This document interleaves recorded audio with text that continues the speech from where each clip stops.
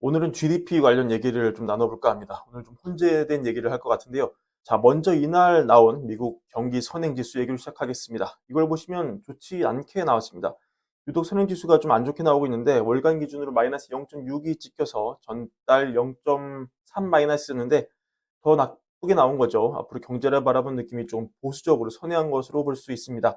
그래서 이 경기 선행지수 LEI를 발표하는 컨퍼런스 보드 설명에 따르면 이게 앞으로 미국 경제가 좀 약화될 것을 확인해주고 이렇게 얘기를 하는데, 이런 거는 소비자들의 이 비즈니스 상황에 대한 전망 악화, 그리고 새로운 주문 감소, 그리고 건축 허가 감소 같은 영향을 미쳤고, 이 LEI의 이번 지표가 경기 침체를 의미하지는 않지만 이 높은 인플레이션, 또 높은 금리, 그리고 치솟는 빚, 이런 거 초과 저축 감소, 이런 것들이 24년에 미국 경제에 대해 계속 부담이 될 것을 의미를 하고, 결과적으로 우리는 2분기, 3분기에 미국 GDP가 실질 기준으로 1% 미만의 성장을 할 것으로 예상한다. 경제가 둔화될 것으로 예상한다. 이렇게 전망을 합니다.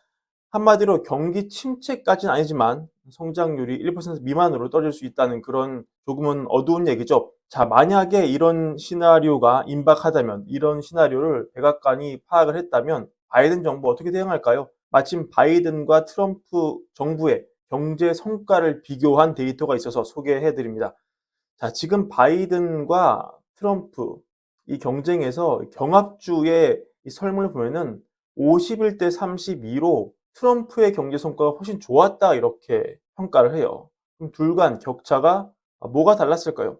그래프를 보시겠습니다. 결국 중요한 거는 이 가처분 소득이 얼마나 늘었느냐 여부일 텐데요. 가처분 소득은 이 인플레를 감안하고 세금 떼고 실제 내가 받는 월급으로 얼마나 생활을 영위할 수 있는가, 이걸 직관적으로 보여주기 때문에 제일 중요하죠.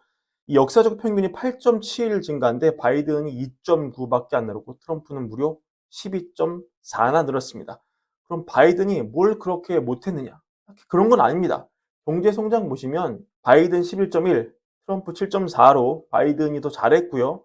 S&P 500 상승률도 보면 바이든 10.2, 13.8, 트럼프 둘 다 역사적 평균을 다 넘었습니다. 물론 트럼프가 이긴 했지만. 그리고 실업률 보세요. 실업률. 바이든 4.1, 트럼프 5.0. 바이든 승리입니다.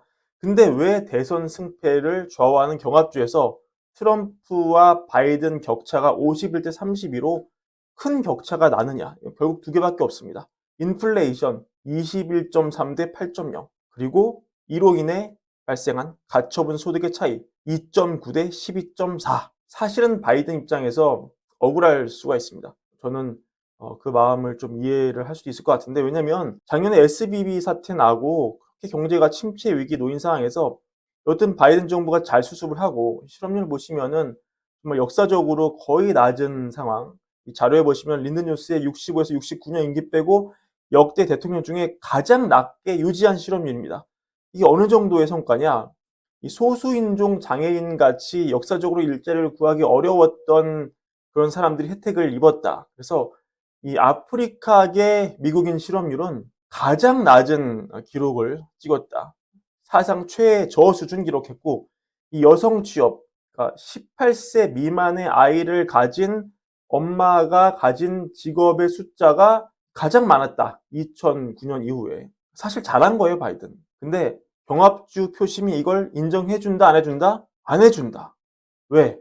이런 소수인종, 뭐 아프리카계 미국인, 뭐 장애인, 여성, 이런 사람들만 표심이 있는 게 아니잖아요. 다른 사람도 투표를 하는 거죠. 대다수 사람들의 생각은 어떻다? 가처분 소득이 너무 줄어서 짜증이 난다. 이걸로 바이든에 비해서 트럼프의 경제 정책이 훨씬 우수했다, 이렇게 평가를 하는 겁니다. 그러면 바이든 선거전략본부 입장에서 표심을 뺏어오려면 뭘 해야 됩니까? 실업률을 낮춰야지 표가 나올까요? 아니면 경제 성장을 해야지 표가 나올까요? 이미 이 두 가지는 바이든이 트럼프 이미 앞서고 있잖아요. 근데 유권자들이 평가 안 해주잖아요. 지고 있는 분야, 가처분 소득을 늘리건가 아니면 누적 인플레를 낮추던가 해야겠죠. 근데 정부가 인위적으로 단기에 선거 전까지 인플레를 낮출 방법이 있습니까? 그런 건 없습니다. 하지만 가처분 소득을 단기에 늘릴 방법은 좀 있죠. 첫 번째, 임금 인상입니다. 지난 4월에 바이든 정부가 통과시킨 어떤 행정 규칙 같은 건데요. 초과 근무 수당을 받을 수 있는 급여 수준을 높인 겁니다. 그러니까 이 미국 노동부 자료를 보시면은 올해 7월부터 초과 근무 수당 요건에서 면제되는 급여 수준을 높여서 이 수백만 명의 저임금 급여 근로자에 대해서 초과 근무 지급을 확대하는 그런 규칙을 발표를 했다. 그래서 이게 7월 1일부로 이펙티브 됩니다. 효력을 발휘하는데 연봉 43,888달러까지 받는 사람은 초과 근무 수당을 받을 수 있게 됐다. 내년 1월 1일부터는 이게 58,656달러로 확대가 된다. 그전에는 35,568달러 밑에 받는 사람만 초과 근무 수당을 받을 수 있었다. 이런 겁니다. 그래서 이 규정은 어떻게 홍보를 하냐면 일주일에 40시간 넘게 일하면 그 시간에 대해서 더 많은 급여를 받아야 한다는 노동자와의 약속을 우리가 지키는 거다. 저임금 근로자들이 시간제 근로자들과 사실상 같은 일을 하면서도 추가 수당이 없어서 이 가족과 떨어져서 더 많은 시간을 일에 쏟아야 하는 경우가 많다. 그것은 용납할 수 없는 일이다. 이렇게 홍보를 하고 있습니다. 두 번째, 금리 인하. 이거 좀 논란일 수 있죠. 상식적으로 생각해서 돈이 많은 사람은 빚보다는 예금이나 채권이나 저축이 많죠. 돈이 없는 사람은 빚이 더 많은 겁니다. 그래서 이 연준 사람이 아니라 백악관의 사람이 아니라 블랙록의 CIO인 링리더가 이렇게 오늘 인터뷰에 나왔어요. 블룸버그 TV와의 인터뷰에서 인플레를 길들이려면 금리 인상이 아니라 금리를 내려야 한다 이런 주장을 하는데 왜냐하면 미국인이 이 채권 투자 같은 걸로 지난 몇 년 동안 벌어들인 것보다 더 많은 수입을 올리고 있기 때문이다. 그래서 이 중산층 하이어 인컴 아메리칸은 금리로부터 굉장히 큰 혜택을 받고 있고 우리가 이 서비스 위주 경제로 이동하고 있고 더 많은 돈이 서비스에 지출이 되고 있고 상품 가격은 지금 마이너스가 나고 있지만 부자들의 가처분 소득이 서비스에 들어가면서 물가를 올린다. 그래서 그 증거가 이 자동차 보험, 뭐 건강보험 같은 거에 서비스 분야에 끈적한 그런 인플레고 그 증거 중에 하나가 이 테니스화 한 켤레 가격이 20년 전과 같은데 티켓 가격은 예전에 2배다.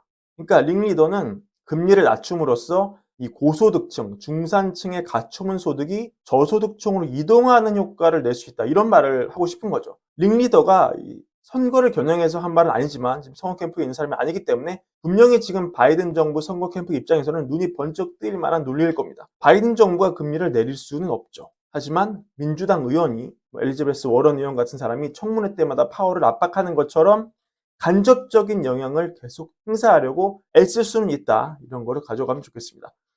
또 하나 바이든 정부가 치적으로 내세우고 있는 학자금 대출 감소도 있을 겁니다. 최신 자료 보면은 연 12만 달러 버는 사람까지 혜택을 주고요. 부부 합산 기준으로는 24만 달러 이하까지는 소득이 자격이 있습니다. 24만 달러 하나로 환산하면은 3억 2,500만 원쯤 나오는데 이거 밑으로 벌면 연 2만 달러 정도까지 혜택이 주어질 것으로 보이는데요. 최대 가을에 시행이 될 예정이고 시행되면 미국 중산층까지도 상당히 가처분 소득 증가에 도움이 될 게 분명합니다. 그 외에 정부 지출 증가, 이를 통한 저소득층 일자리 창출 이런 것들이 계속 올해 내내 선거 전까지 선거 승리를 위해 쓰일 만한 그 카드로 검토될 수 있겠습니다. 아마도 이전에도 계속 그 대선이 있었고 지금 제가 말씀드린 내용이 일부는 실행에 옮겨졌을 것이고 일부는 그렇지 못했을 겁니다. 하지만 아마도 대선을 앞두고 이렇게 호재가 나올 것이다. 돈이 풀릴 것이다. 이런 기대감이 계속 있었기에 역사적으로 이 대선 기간 월별 수익률을 보시면은 이렇게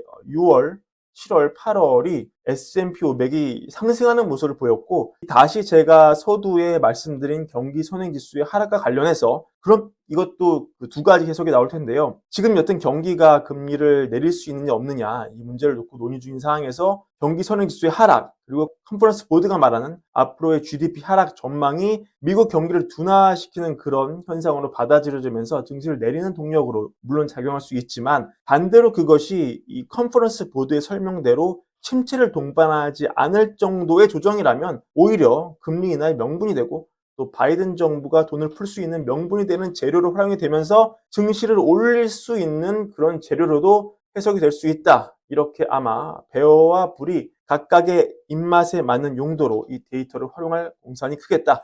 이렇게 정리할 수 있을 것 같습니다. 자, 오늘 브랜베어 준비한 영상 여기까지고요. 제가 안타깝게도 앞으로 증시가 어떻게 될지 정말 정답을 저도 알고 싶어요. 하지만 알지 못하기에 이렇게 가능성만을 전달할 수밖에 없는 점을 꼭 이해해 주시고, 앞으로도 이 불과 배열을 잘 왔다 갔다 하면서 중간에서 잘 판단을 하실 수 있게 데이터를 제공하는 그런 역할을 열심히 수행해 보겠습니다. 참고로 오늘 썸네일은 약간의 어그로가 있지만 양해를 부탁드리고, 이런 어그로에도 늘 시청해 주셔서 감사드리고, 월걸부 구독과 좋아요 또 함께 부탁드립니다. 감사합니다.